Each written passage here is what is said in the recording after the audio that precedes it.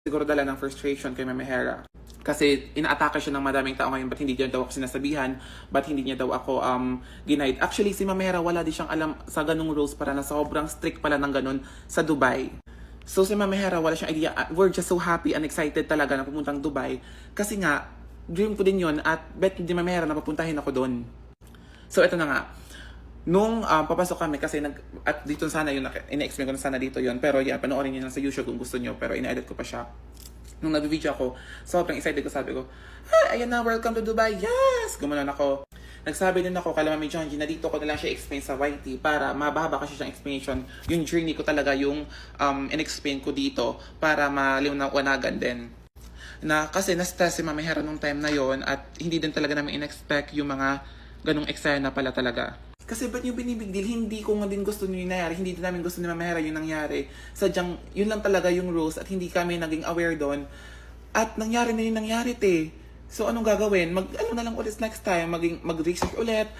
Kung ano yung mga rules sa isang country, alamin mo. Diba? Yun lang naman yung kailangan gawin eh. Yung sinabi ko lang sa recent video ko, ba't kailangan mo kung sabihan nung kasama mo din dyan sa SL at yung tilapia, ganun. Ba't kailangan yung insulto ng itsura?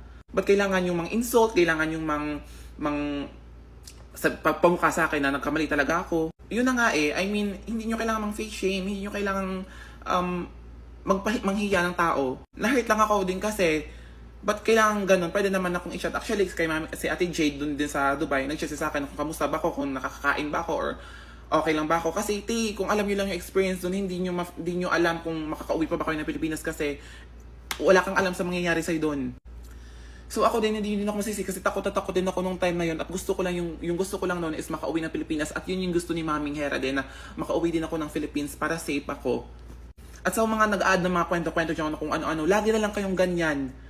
Always na lang kayong ganyan. Kailangan i-explain lahat yung mangyayari, kung ano yung mga mangyayari, i-explain kailangan alam nyo kung ano yung mga eksena.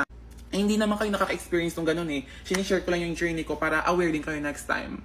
At saka hindi naman kayo yung na doon, na stuck, ako yun. So, ba't kayo nasa-stress? Oh my gosh, dinadama niyo pa si Mama Hera. Shoota. Yung reason ba't hindi ako nakapasok ng Dubai, hindi sa pananamit ko, hindi sa makeup ko, at hindi sa pag-iingay ko. Ang sabi sa akin ng officer, na sinabi ko dito sa YT ko, sabi niya na, it's because your identity do not match your passport. So, pag tinignan ako, may mukha akong babae, pero tingnan nyo yung passport ko, is nakalaga doon male. So, yun yung pinaka-reason. Walang reason ako yung nakadamit ako ng pambabae. Hindi yon. Tsaka sabi ng officer, you know what, there's nothing wrong about you. Gender expression is okay. Pero yun nga, rules is rules. You should abide by the rules. Ito yung rules na